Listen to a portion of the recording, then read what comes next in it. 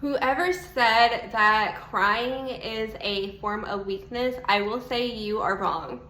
Hear me out on this. So, Jesus Christ was actually I feel like is one of the strongest people in the Bible. Not only was he very humble, but he was also very knowledgeable. And that, yes, were there times in his life where he was weak? Yes. And you know what? It says in the Bible, he wept. He wept because he knew the trial and tribulation of what it is that he was about to face. You know, he wept when Lazarus died because he knew what was going to come after this. You know, crying is not a form of weakness. It is not. I will say there's been time in my life where I cry, but once I cry and release that anger, that frustration, that wrongdoing that I had experienced, and I give it to the Lord, I surrender it to the Lord, you know what? He turns it around and makes me stronger. He made me unstoppable in certain areas. When people talk smack about me or when, you know, certain things happen, I've learned not to take it personal because I've learned to take my frustration, my anger, my disappointment, my sadness out with him. And the more you do that, the more you are going to see the fruit of how you handle situation, how you handle talking to other people.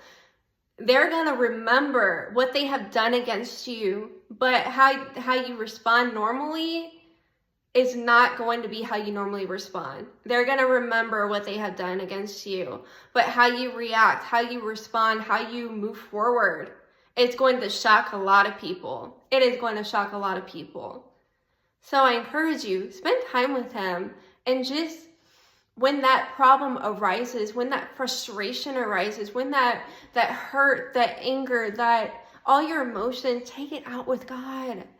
God experienced the same thing that you have experienced, and he's called you to walk the same path that he has called you to walk. Every single area of frustration and all those things are going to pay off. It's going to pay off. And you're going to see how much of a beautiful person you become the more you handle things gracefully and the more you take out your frustration and your emotions out to the Father. He's going to take that situation and turn it around for your good. There was a time in my work where I was experiencing extreme frustration, and I was talking to a friend about it, and she says it had something to do with your childhood trauma. And you know what? I had to address that area that I was dealing with. And you know, when I addressed that area and I pinpointed and targeted those areas and I prayed specific scriptures to back up those prayer points, I said, God, I don't want to deal with it anymore. And I release it to you. And you know what he did? I was tested that same day. I was tested that same day. And I look back and I laughed and I said, God, I know you have already just answered my prayer. I sat back and laughed. And I said, God, you see and you know everything. And I love you for that. And I give you this problem, this issue to you. And I know you are just working it out in my favor. And I thank you for allowing me to pass the test. And I have passed the test. And I'm moving forward.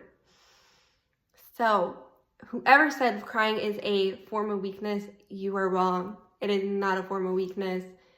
It is, you know, you're human. You have the right to be vulnerable. You have the right to cry. You have the right to feel certain emotions. But how you handle those emotions is your responsibility. You can either let it sit and dwell within you, or you take it out with God. Take it out with him is my best option and my best choice, because you are going to see yourself truly be transformed into an amazing person you never even thought you would become. So I pray that this word blesses you. Until next time, there will be next time. Take care and God bless. Bye.